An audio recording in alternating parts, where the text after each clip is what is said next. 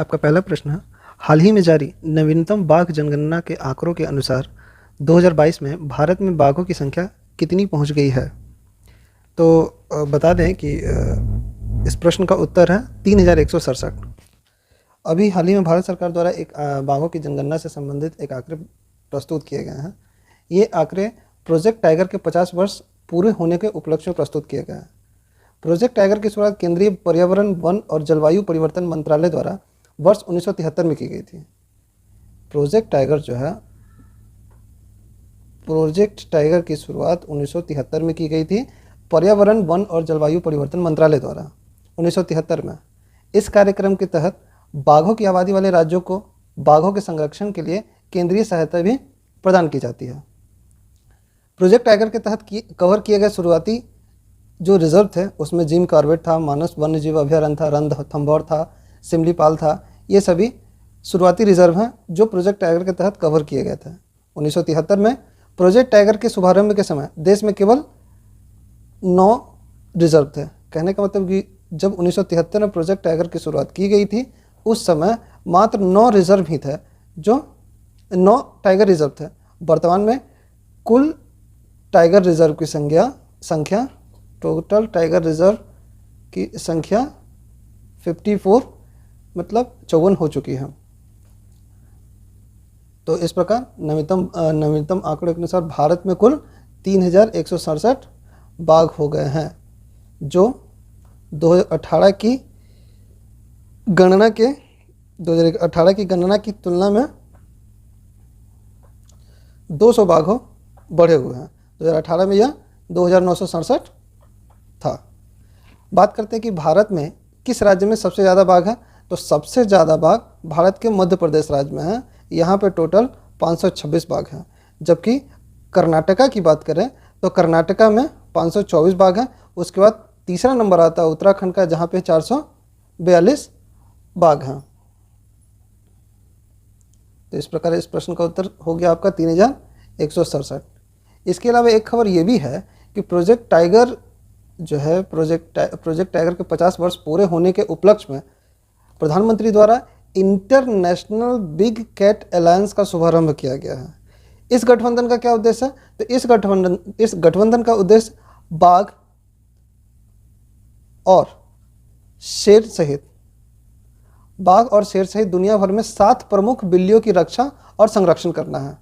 प्रधानमंत्री ने अमृत काल का टाइगर विजन नाम की एक पुस्तिका भी जारी की है, जो अगले 25 वर्षों में बाघ संरक्षण के लिए दृष्टिकोण को रेखांकित करता है। तो इस प्रकार इस प्रश्न से संबंधित इतनी सारी जानकारियां थी। अब बढ़ते हैं अगले प्रश्न की ओर। अगला प्रश्न है, निम्नलिखित में से किस राज्य ने हाल ही में देश में पहली बार एक कुल रूफ पॉलिसी जारी की है? आपका ऑप्शन है राजस्थान, तेलंगाना, केरल और मध्य प्रदेश। तो इस प्रश्न का उत्तर है आपका तेलंगाना। आइए इसके बारे में डिटेल जान लेते हैं कि तेजी से बढ़ते तापमान और जलवायु परिवर्तन से निपटने के लिए तेलंगाना ने हाल ही में कुल रूप पॉलिसी 2023 से 28 लागू की है। मतलब ये योजना 5 साल के लिए लागू की गई है। इस तरह की पॉलिसी लाने वाला तेलंगाना देश का पहला राज्य बन गया है। इस पॉलिसी का लक्ष्य राज्य को गर्मी के अनुकूल बनाना और एनर्जी के इस्तेमाल को घटाना है। इस नीति के तहत छत को ऐसे मटेरियल से तैयार किया जाएगा जिससे गर्माहट कम ऑब्जर्व हो और कमरा अधिक ठंडा रहे। कहने का मतलब इस नीति के तहत जो भी घर बनेंगे उसमें छत में ऐसे मटेरियल का यूज किया जाएगा जिससे गर्माहट कम ऑब्जर्व करे और कमरा अधिक ठंडा रहे। एक अनुमान के मुताबिक इसे लागू कर 5 साल के अंदर 60 करोड़ यूनिट बिजली बचाई जा सकेगी। 60 करोड़ यूनिट बिजली बचाई जा सकेगी। तो इस प्रश्न का उत्तर हो गया आपका तेलंगाना। तो कुछ और जानकारी हम प्राप्त कर लेते हैं। हम बात करते हैं राजस्थान से संबंधित। तो राजस्थान में क्या है कि राजस्थान ने हाल ही में 30 मार्च को अपना स्थापना दिवस मनाया है। राजस्थान ने हाल ही में अपना 30 मार्च को अपना स्थापना दिवस मनाया है। और इसमें क्या है कि राजस्थान सरकार ने हाल ही में अपने बजट में सभी प्रतियोगी परीक्षाओं को निःशुल्क कराने की योजना प्रस्तुत की है, जो एक विद्यार्थियों के लिए बहुत ही पॉजिटिव न्यूज़ है कि राजस्थान सरकार ने अपने बजट में जितने भी सरकारी प्रतियोगिताएं परीक्षाएं होंगी उन सबको निःशुल्क कराने की योजना प्रस्तुत की है। बात कर लेते हैं केरल के बारे में। तो केरल में क्या है कि केरल में जैसे कि मैंने पिछली बार भी बताया था कि एनजीटी के द्वारा रामसर स्थलों की सुरक्षा में चूक के लिए, या तो कह सकते हैं उसकी सुरक्षा में विफल रहने पर एनजीटी ने केरल सरकार पर 10 करोड़ रुपए का जुर्माना लगाया है। और दूसरा केरल से संबंधित एक और न्यूज़ है कि केरल का एक है कोल्लम पंचायत है जो 2021-22 के लिए सर्वश्रेष्ठ जिला पंचायत, कोल्लम पंचायत को सर्वश्रेष्ठ जिला पंचायत का अवार्ड मिला है।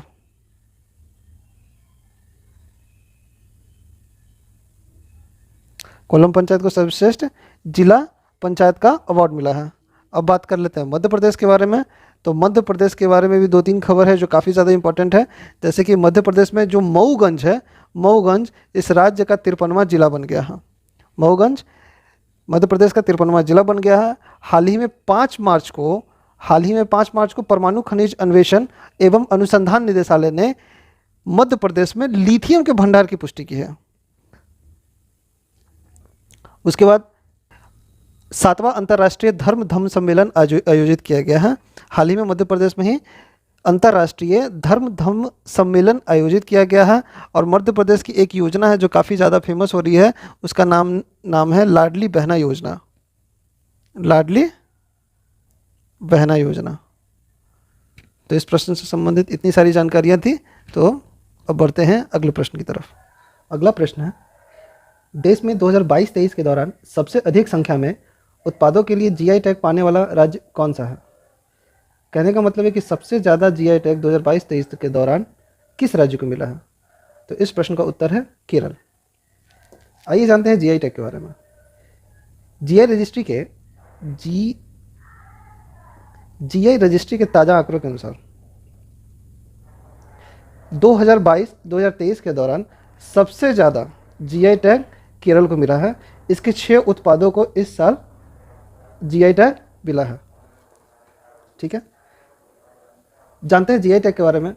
तो जीआई टैग मुख्य रूप से एक विशेष भौगोलिक क्षेत्र में तैयार होने वाले किसी प्रोडक्ट को मिलता है।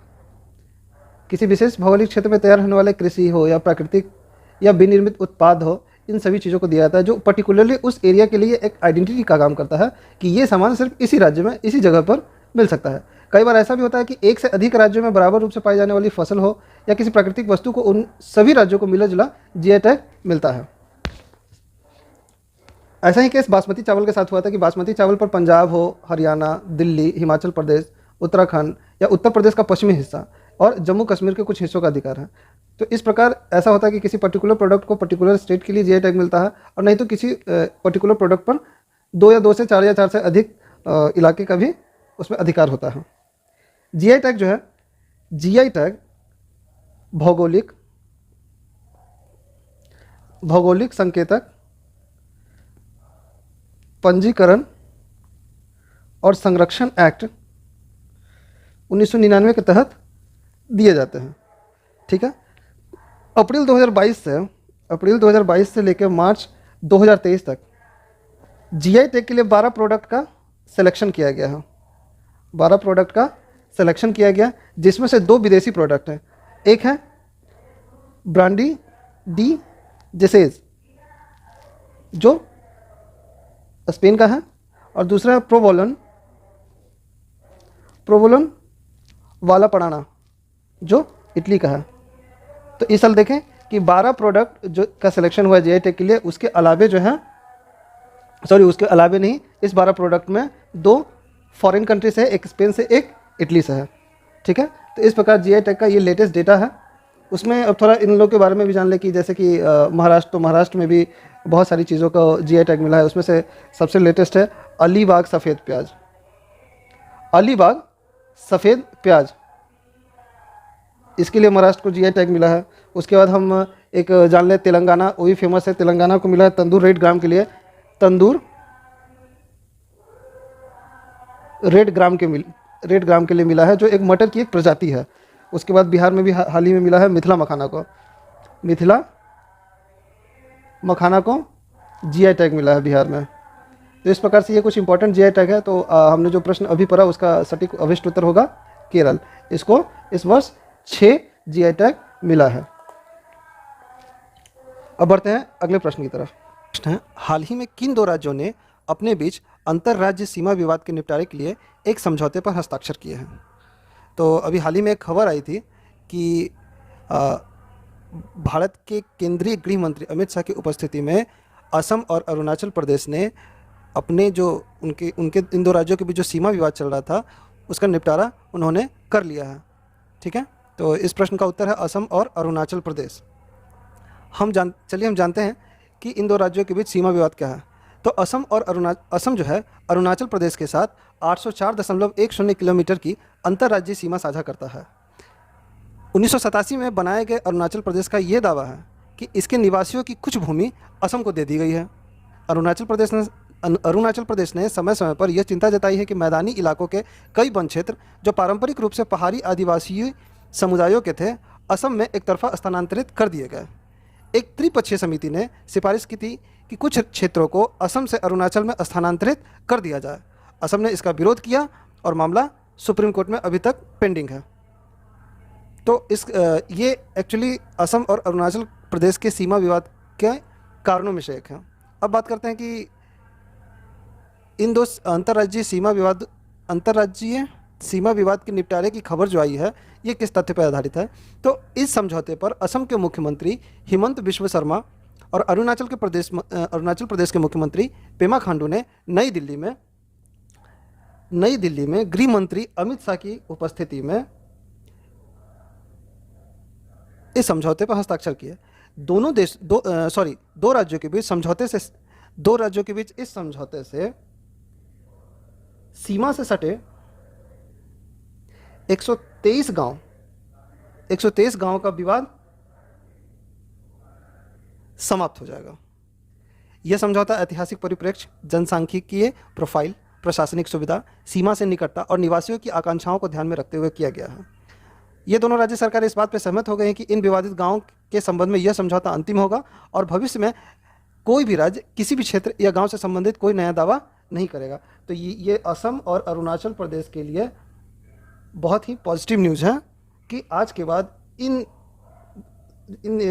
बाद दो राज्यों के बीच जो सीमा विवाद चल रहा था, जिसमें 123 गांवों को लेकर जो विवाद था, वो अब समाप्त हो जाएगा और आगे दोनों में से कोई भी राज्य इस गांव पर अपना एक तरफा दावा नहीं करेगा। समझौते के बाद दोनों राज्यों की सीमाओं का निर्धारण करने के लिए सर्वे ऑफ इंडिया द्वारा एक सर्वेक्षण किया जाएगा। इसके बाद एक नया मैप और यह नया इन्फॉर्मेशन जारी कर दिया जाएगा। ठीक है, तो इस प्रकार इस प्रश्न का उत्तर हुआ असम और अरुणाचल प्रदेश। ये काफ़ी इंपॉर्टेंट न्यूज़ है। चलिए बढ़ते हैं अगले प्रश्न की तरफ। G7 ऊर्जा और पर्यावरण मंत्रियों की बैठक अप्रैल 2023 में किस जगह आयोजित की गई थी? तो आपके ऑप्शन है कनाडा, फ्रांस, जापान और इटली। तो इस प्रश्न का उत्तर है जापान। हाल ही में G7 कंट्रीज़ के ऊर्जा और पर्यावरण मंत्रियों की बैठक 16 अप्रैल को जापान के साप्पोरो शहर में समाप्त हुई। इस बैठक का मुख्य उद्देश्य था ऑटोमोबाइल के कार्बन परिवहन को कम करने ऑटोमोबाइल्स के कार्बन पदचिह्न को कम करने पर प्रमुख ध्यान केंद्रित करना। G7 शिखर सम्मेलन मई 2023 में एक G7 का जो शिखर सम्मेलन होता है, ये तो ऊर्जा और पर्यावरण मंत्रियों की बैठक थी। G7 का जो शिखर सम्मेलन है वो मई 2023 में जापान के प्रधानमंत्री फूमियो किशिदा द्वारा हिरोशिमा शहर में आयोजित किया जाएगा।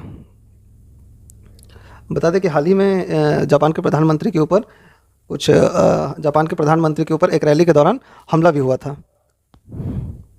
तो ये जो G7 कंट्रीज़ के ऊर्जा और पर्यावरण मंत्रियों की बैठक है, इस बैठक का संयुक्त वक्तव्य क्या है? तो इस बैठक में क्या डिसीजन लिए जाने थे कि मंत्रियों ने वाहन उत्सर्जन को कम करने के प्रयास पर अपनी सहमति व्यक्त की। वाहन उत्सर्जन को कम करने के प्रयास पर अपनी सहमति व्यक्त की। फिर 2000 में दर्ज कार्बन डाइऑक्साइड का स्तर 2035 तक आधा करने पर 2000 में जो दर्ज हुआ था कार्बन डाइऑक्साइड का स्तर, उसको 2035 तक आधा करने पर सहमति बनी है। उसके बाद है कि ऑटोमोबाइल के कार्बन पदचिह्न को कम करने के तरीके पर एक प्रमुख ध्यान केंद्रित किया गया है। लक्ष्य को पूरा करने के लिए प्रत्येक देश, G7 के हर एक देशों को लक्ष्य को पूरा करने के लिए प्रत्येक देश हर साल अपने प्रोग्रेस की जांच करेगी कि हम लोग जो ये डिसीजन ले रहे हैं इस शिखर सम्मेलन में, उसमें क्या प्रोग्रेस है। समझौते में देशों से वाहनों की समझौते में देशों से वाहनों की एक विस्तृत श्रृंखला में उत्सर्जन को कम करने में मदद करने का आह्वान भी किया गया है। उसके बाद मोस्ट इम्पॉर्टेंट 2040 तक प्लास्टिक कचरे से 2040 तक प्लास्टिक कचरे से समुद्र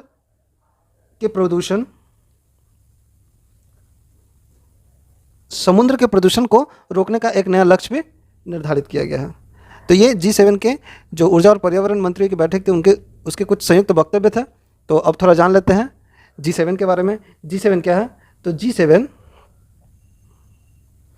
G7 कंट्रीज में कौन कौन आता है? Canada, France, Italy, Japan, Britain और USA। तो कौन कौन हो गया? कनाडा, फ्रांस, इटली, हाँ इसमें एक और कंट्री है जर्मनी। तो G7 क्या है? तो G7 Canada, France, Germany, Italy, Japan, United kingdom और संयुक्त राज्य अमेरिका सहित 7 प्रमुख औद्योगिक देशों का एक समूह है। G7 विभिन्न वैश्विक मुद्दों पर चर्चा करने के लिए वार्षिक बैठकें आयोजित करता है, लेकिन ये बैठकें आमतौर पर प्रत्येक वर्ष विभिन्न स्थानों पर आयोजित की जाती है। 2022 में, पिछले साल 2022 में 48वें शिखर सम्मेलन की मेजबानी जर्मनी ने की थी। इस बार 49वें शिखर सम्मेलन की मेजबानी जापान के हिरोशिमा शहर में की जाएगी। तो इस प्रकार G7 से संबंधित कुछ जानकारी ये था।